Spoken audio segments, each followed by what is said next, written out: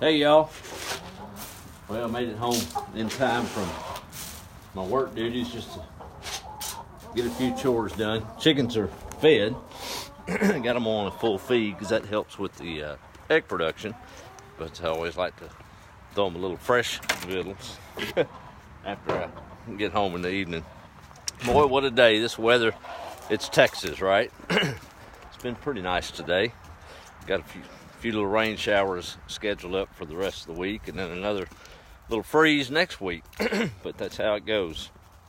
I love Texas and all that it stands for. A lot of folks that wasn't raised in Texas, I guess outside looking in, you look at it like, my goodness, them folks are proud of their state.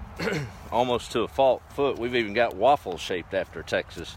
If you visit here, you'll understand what I'm talking about. But a lot of it has I guess our resolve and our independent spirit and the way we look at things. And to be honest with you, we're just friendly folks by and large. But our resolve comes from maybe the Texas history that we study, and it's hard for us to understand. Not everybody gets to study that part of the history unless you seek it out. But it's near and dear to my heart. As a grandson of a world history teacher, I didn't come by it natural. Well, I guess I did, but it took me about my freshman or sophomore year before he had to kind of give me a correction on why history was important. I started a venture to pursue my radio passion a few years ago, and along that journey, I did a pretty intensive study on the 13-day siege of the Alamo, and we're right in the thick of it at this point. In fact, it's popping up in my memories, and I'm revitalizing it and sharing it on that page. Basically just took some of the the studies and the historical documents and did a reading chronicle of each day. I may share one of those on the page here if y'all'd like, and you can listen to it on demand on SoundCloud. But I tell you, every year, even though I put countless hours researching it and reading it and then recording it, still hits me in the gut every year as I study that. I think this year I've got a different appreciation for it because I believe it's day 4 tomorrow when James Robinson hits Gonzales and calls up some troops.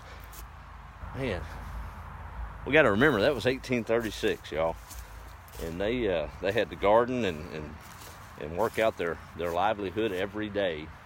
They didn't have an H-E-B to run to grab the day's groceries. You had to plan ahead, and most of your day was consumed in planning, you know.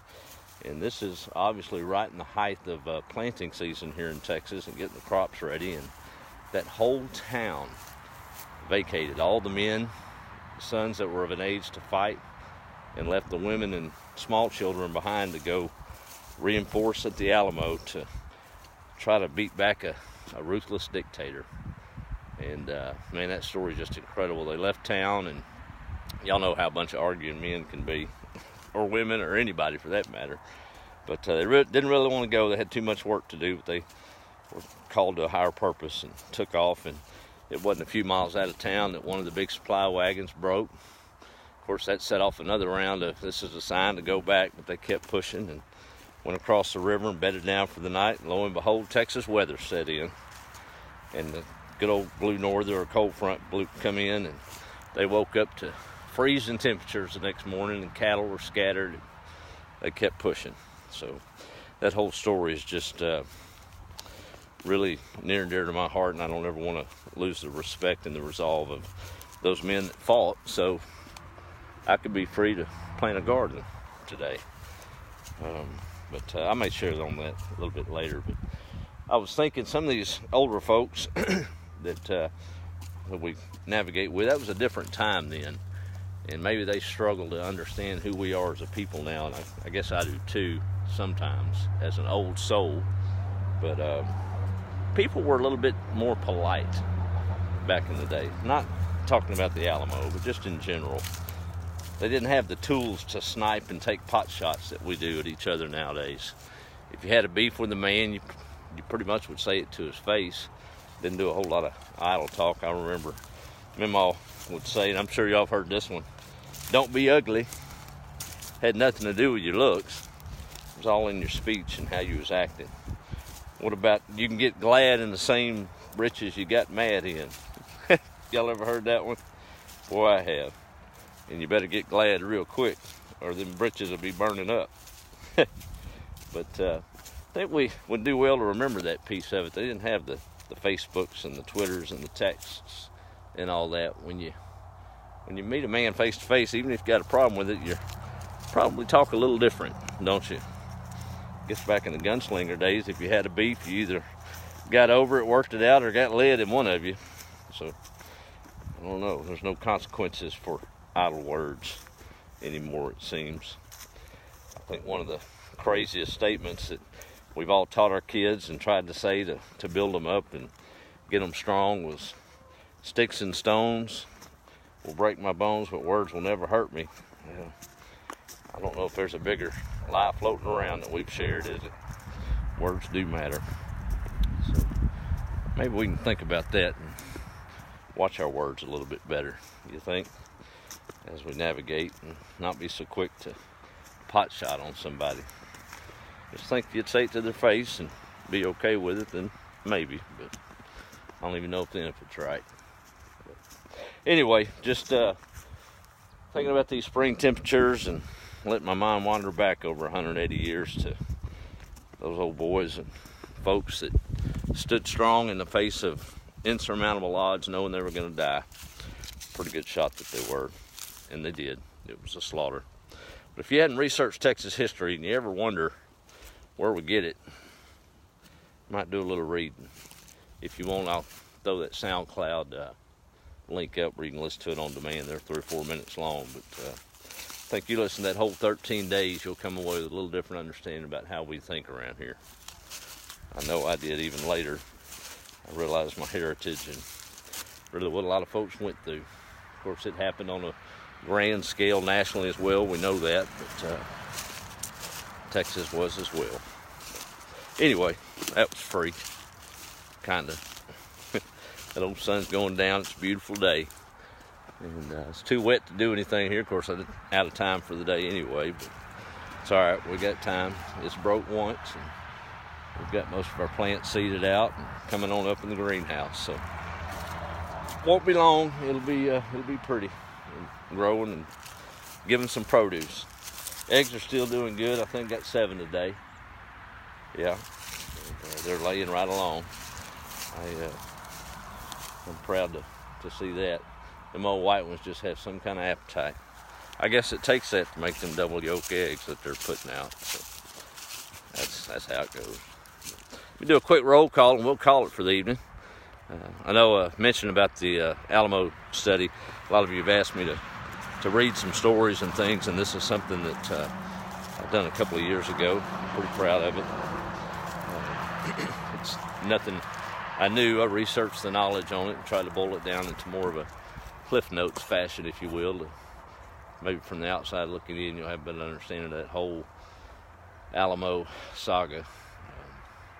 It's worth the listen anyway. Not that I did it, just because it's about the history. If nothing else, go read about it. There's Kathy. How are you this evening, ma'am? And Ron, on the road, moving a customer's boat in Terrell. Wait until morning, go to Fort Worth. All right, good to see you on, Ron. There's Donna, raised in Porter, from Pensacola today. All right, thank you for checking in. Let's see. Texan to the core, there's Pamela. Yes, ma'am. Carolyn Fuller's out in Missouri. Good to see you. And LaShara saying hello twice. Thank you, ma'am. It's funny how them old autocorrects will get you on it. Have to double type it. That's another thing. I know we got a somewhat of an older set from time to time. For you that post on Facebook, maybe you make a little spelling error, just know that you can fix it. Facebook has an edit feature, so you can always go back if it's bugging you. Anyway, I don't know where that came from.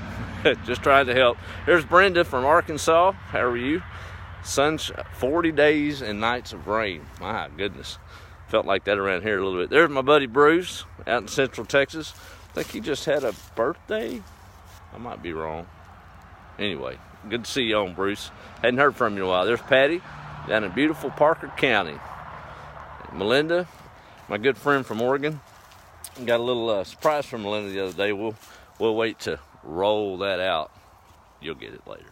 Anyway, Thank you for that. That's going to make some quick work of things around here in some regards. I still got that weather vane we got to put up. I don't know if I'm going to put it on the main house or the old cannon shed, otherwise known as the old servant house. But I don't know. We'll see. We may take a vote on that. I think it's going to be better on top of the main house. But I got to get up there first.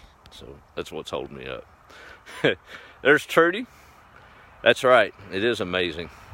Lori from Waxahachie. I know right where that's at. There's Ladina out from Grand Prairie. How are you, ma'am? Let's see. There's Pamela and Emily Camille.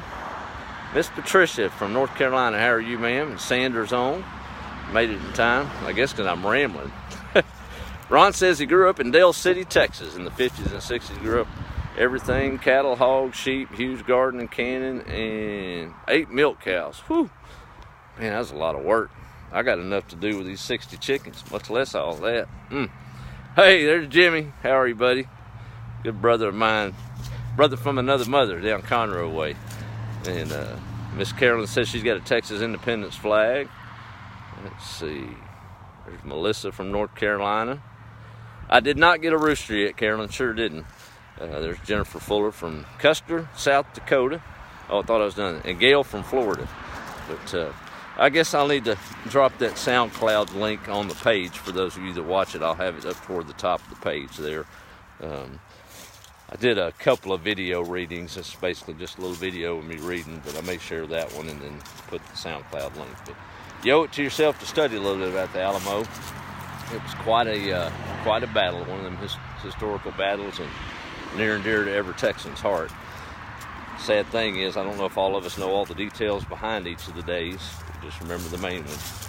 But that was a whole coalition of folks that were from all over trying to help stand against an old dictator.